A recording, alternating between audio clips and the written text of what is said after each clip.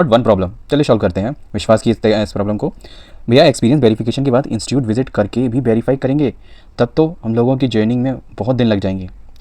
देखो, institute visit करके कभी वेरिफिकेशन नहीं होता। फॉर एग्जांपल ये बात आप मान के चलो, जो वेरिफिकेशन होता है वर्बली होता है, कॉल होता है, और उस चीज़ में जो होता है ना, आपका टाइम लगता है पर उसमें जॉइनिंग में इफेक्ट नहीं आता, क्योंकि ये काम आपका ये जो प्रोसेस है ना, प्रोसेस चलती है पूरा प्रोवेशन पीरियड, जो आपका 1 साल 2 साल जिसका भी 6 महीने, ठीक है। वो जो प्रोवेशन पीरियड होता है वो पीरियड जब खत्म हो जाता है तब आपकी डॉक्यूमेंट की प्रोसेस कंप्लीट हो जाती है, मतलब ऑन बैकग्राउंड।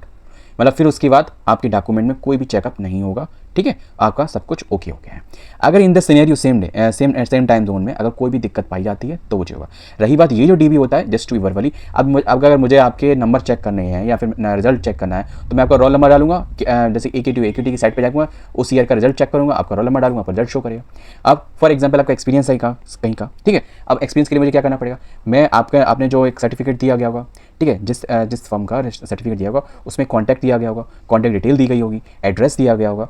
उसके क्या होता है कि कॉन्टैक्ट से पहले वर्बली किया जाता है। अगर दूसरा सिनेरियो जो डीवी मतलब वेरिफिकेशन का होता है वो ये होता है कि वहाँ पे एक लेटर जाएगा, ठीक है, तो वो वहाँ से वेरिफिकेशन होके आपको मतलब बाई पोस्ट आ जाएगा, ठीक है। तो ये 2 सिनेरियो रहते हैं, 2-3 यही सिनेरियो रहता है। आप अब ऐसा नहीं है, फॉर एग्जांपल मान के चलते हैं आप लखनऊ के हैं और आपने जैसे कि जो भी आपका ग्रेजुएशन है वो आपने करी है गुड़गांव से, ठीक है। तो अब ऐसा तो है नहीं, वो KGMU वाला जाएगा ट्रेन में बैठ के, फिर वो वहाँ जाएगा, फिर वो वहाँ पे जाके डॉक्यूमेंट देगा, ठीक है, फिर वो वहाँ पे क्लियर करेगा, फिर वो करके करेगा, और ऐसे एक एक करेगा तो हो गया बंटाधार, ठीक है। ये चीज़ वर्बली होती है, चेकअप ऑनलाइन होती है, क्योंकि देखो सारे कॉलेजेस अपनी जगह है, ठीक है। अगर रिजल्ट यूनिवर्सिटी की साइट पे है तो उस पर आपका पूरी डिटेल दी होगी कि इस बच्चे ने इस कॉलेज से इस ईयर में इस सेशन में जिसका ये रोल नंबर है, ये एनरोलमेंट नंबर है, उसकी इतने नंबर आई, ये डिवीज़न आई, ठीक है, और वो क्या कहते हैं क्या कहते हैं जिसमें डिस्टिंक्शन ऑनर्स आई, ठीक है, लाइक दैट ये सिनेरियो, ठीक है। किस डेट को इसको मार्कशीट दी गई है, किस डेट को इसको डिग्री दी गई है, प्रोविजनल डिग्री कब जनरेट हुई, सब कुछ डिटेल होती है।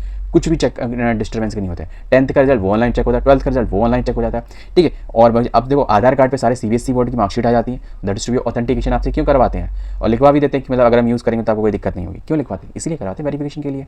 और क्या होता है, मार्कशीट ऐसे चेक हो जाएंगी ग्रेजुएशन की, ठीक है, 10th 12th की ऐसे चेक हो जाएंगी। रही बात एक्सपीरियंस का, जो मैं तरीका बताया वो उस तरीके से वर्बली कॉल के थ्रू, ठीक है, और ज़्यादा पोस्टल वेरिफिकेशन, दैट्स इट, इससे ज़्यादा कुछ नहीं होता, ठीक है। तो ये 2-3 सिनेरियो रहते हैं, तो इसमें टाइम नहीं लगेगा आपका। अभी जो चेक होगा वो सब ऑनलाइन चेक होगा, ऑनलाइन चेक होकर आपका ज्वाइनिंग हो जाएगी। ज्वाइनिंग होने के बाद फिर आपका सीन ये रहता है कि जो प्रोबेशन पीरियड होता है उसमें आपको बड़े सहूलियत से बड़े संभाल की जॉब करनी पड़ती है।